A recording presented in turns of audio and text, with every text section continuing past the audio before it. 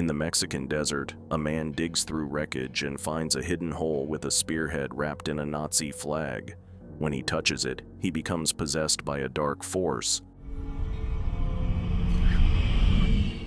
Walking away from there, he accidentally gets hit by a car but survives the crash unharmed as a symbol appears on his wrist. Meanwhile, in Los Angeles, a woman screams upon seeing her daughter clinging to the ceiling like a monster. Father Hennessy, unable to help, contacts John Constantine. John arrives, finds the girl tied to the bed, and floods the room with sunlight, weakening the entity. Using an amulet and ancient words, he triggers the demon's emergence. After calling for a mirror and ordering Chaz to move the car outside, he traps the demon's reflection in the mirror. Wrestling with the girl, he smashes the mirror onto the car below, destroying it and the demon. Before leaving, John notices a sketch of the Spear of Destiny and takes it, unaware he is being watched by someone flipping a coin. Later, he tells Hennessy the exorcism feels unusually dangerous, warning that something serious is coming. That night, Detective Angela goes to church to confess. After that, she comes back home and dreams of hearing Isabelle's name in a hospital. Following the voice to the roof, she removes her hospital bracelet and jumps through the glass into the pool, only to wake up in bed, realizing it is just a dream. In the morning, John woke up, coughing blood. He then went to the hospital and was diagnosed with terminal lung cancer due to years of smoking. At the same time, Angela is called to a hospital and is devastated to find her twin sister Isabelle dead in the same way as in her dream. Though labeled a psychiatric self-unaliving, Angela refuses to believe Isabelle would harm herself. Meanwhile, in Mexico, the possessed man uses the spear's power to make an impossible border jump, killing animals around him instantly. Later at home, John receives supernatural weapons from Beeman, including a gun loaded with dragon's breath rounds. John tells Beeman about the demon trying to physically enter the human world, which is unheard of. Beeman agrees to investigate.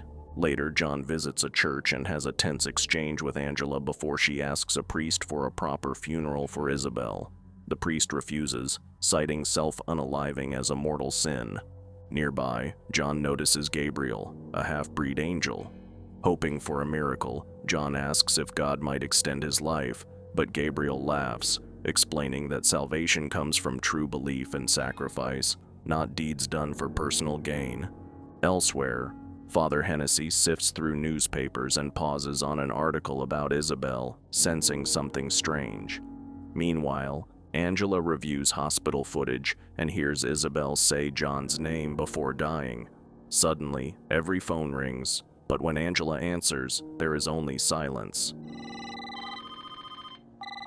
Later, John collapses on the street during a coughing fit and notices a crab on his hand before a demon covered in insects attacks him. John fights back with a broken sign, retrieves his weapon case, and ultimately throws it into traffic, causing a car to crush the demon. He stomps out any remaining insects. Later, John and Chaz go to Midnight's nightclub, a haven for supernatural beings. John passes a test to enter, but Chaz fails. Inside, John finds Papa Midnight and warns him about the demon attack. Midnight, remaining neutral, doubts him, citing the strict laws between heaven and hell. Their talk is interrupted by Balthazar, a mocking half-breed demon. Midnight stops the tension from escalating, reminding them violence is forbidden. And suddenly, another severe coughing fit forces John to leave the club. At his apartment, Angela begs John for help, convinced someone drove Isabelle to unalive herself. John initially dismisses her, thinking she is in denial, but changes his mind after seeing shadowy figures stalking her, realizing there could be a real connection. He follows her out. Angela claims she doesn't believe in demons, but the lights around them begin to go out, leaving only a statue of Mary illuminated. Strange winds howl above, and John explains they are caused by flying creatures. He lights a cloth infused with holy energy, revealing hidden demons which burn on contact. Angela, overwhelmed by the sulfur smell, vomits. John calmly notes the demons are after her. Accepting the seriousness, John agrees to help, At Angela's apartment, he prepares to visit hell by placing his feet in water and using her cat as a bridge. Staring into its eyes, he enters hell, protected by holy water. Amid violent storms, he finds Isabelle, who removes her medical tag and calls his name before falling. As demons attack, John catches the tag and uses holy water to return. John gives the tag to Angela, confirming Isabelle is damned. Meanwhile, Father Hennessy breaks into the morgue to examine Isabelle's body. A strange symbol appears on her wrist, terrifying him. Cursed by Balthazar, Hennessy finds he cannot drink and eventually collapses, internally drowning. He uses his final strength to carve a message into his hand while Balthazar watches. Back with John and angels, he explains to Angela that he has always seen supernatural beings. As a child, his terrified parents institutionalize him, and feeling isolated, he attempts to kill himself. Though revived after 2 minutes, he experiences hell's endless torment. Since then, John has tried to save others, hoping for redemption, but he knows it isn't enough. Heaven and hell, he explains, are engaged in a hidden wager for human souls, using half-breeds like Gabriel and Balthazar to influence humanity. Their conversation is interrupted by news of Hennessy's death. At the scene, John sees the same bloody symbol on Hennessy's palm as on Isabelle's wrist and on the man from Mexico. Recognizing it as a message, he copies it and sends it to Beeman. John and Angela then visit Isabelle's hospital room, where Angela remembers their childhood method of leaving secret messages. Breathing on the window pane, the words Corinthians 17 appear. John realizes something is wrong, as that chapter doesn't exist in the Standard Bible. As they drive away, Beeman calls, explaining that the Demon Bible contains extra passages. Corinthians 17 speaks of Mammon, son of the devil, seeking to bring darkness to earth. The symbol belongs to him. Mammon needs a psychic and divine force to steal power from Lucifer. Beeman senses danger mid-call and hangs up. Soon after, insects pour from his eyes, and by the time John and Angela arrive, he is dead, covered in bugs. Meanwhile, the man with the spear steals a car and heads toward Los Angeles. Angela admits that she and Isabelle could once see supernatural beings, but Angela denied her gift, abandoning Isabelle. Wanting to regain her sight, she asks John for help. John agrees, preparing a bathtub filled with water.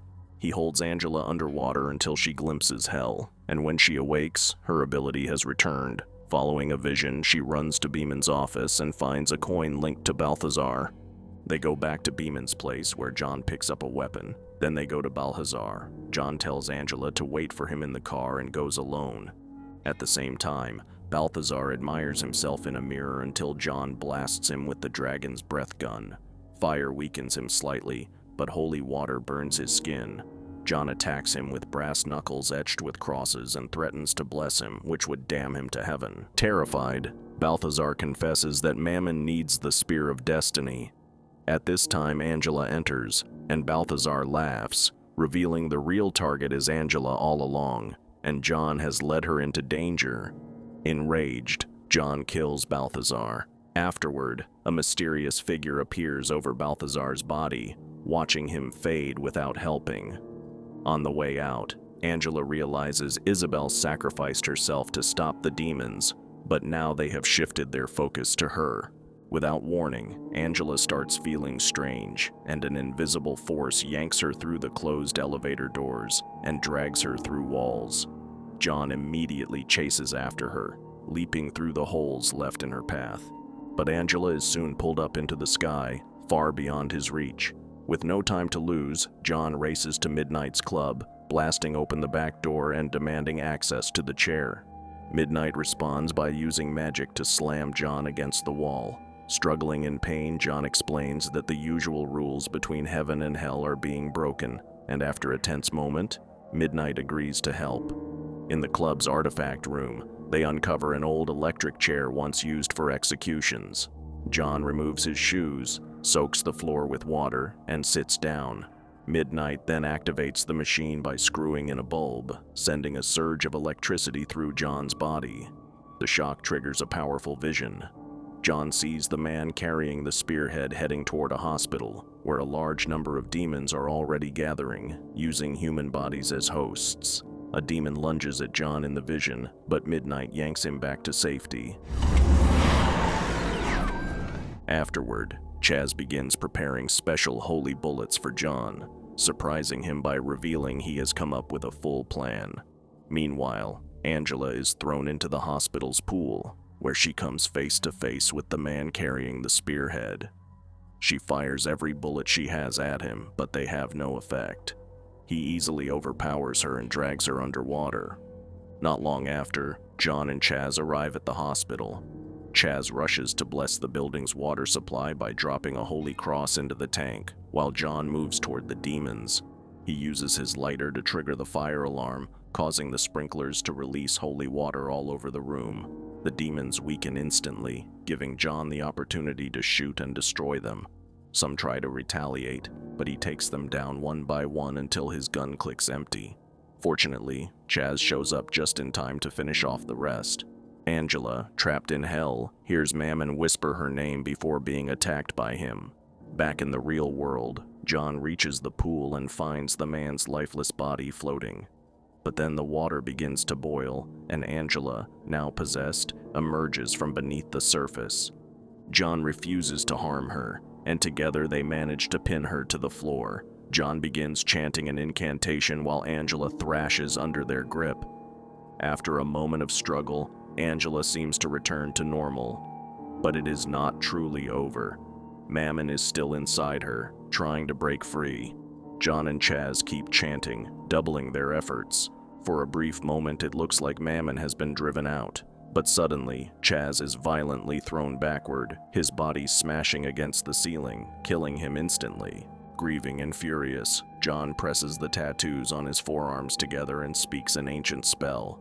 The hidden forces in the room are revealed, and Gabriel drops down onto John, exposing the truth. Gabriel is the divine being required to help Mammon cross over. Gabriel explains his twisted belief. He thinks it is unfair that even the worst of humanity can simply repent and enter heaven. He wants to unleash immense suffering on earth, so only those strong enough to endure it would be worthy of salvation. As John tries to resist, Gabriel strikes him with a blast of breath, hurling him through a glass door. Gabriel then grabs the spear and prepares to complete the ritual. In a last desperate move, John prays silently to God. He picks up a shard of broken glass and uses it to end his own life. Instantly, time freezes. Gabriel stands motionless, and Lucifer appears, drawn to John's soul, the one he claimed personally long ago. John quickly explains to Lucifer that Mammon is about to break into the human world and disrupt Hell's entire plan. To confirm if John is telling the truth, Lucifer blows open another door with a simple gesture. Seeing Gabriel ready to strike Angela with the spear, Lucifer steps in just before time unfreezes, pulling Angela away at the last second. In the reflection of the water, it is clear Lucifer stands over Angela, holding Mammon by the throat. With no effort, Lucifer hurls Mammon back into hell and burns away Gabriel's wings, leaving him broken and powerless in the pool.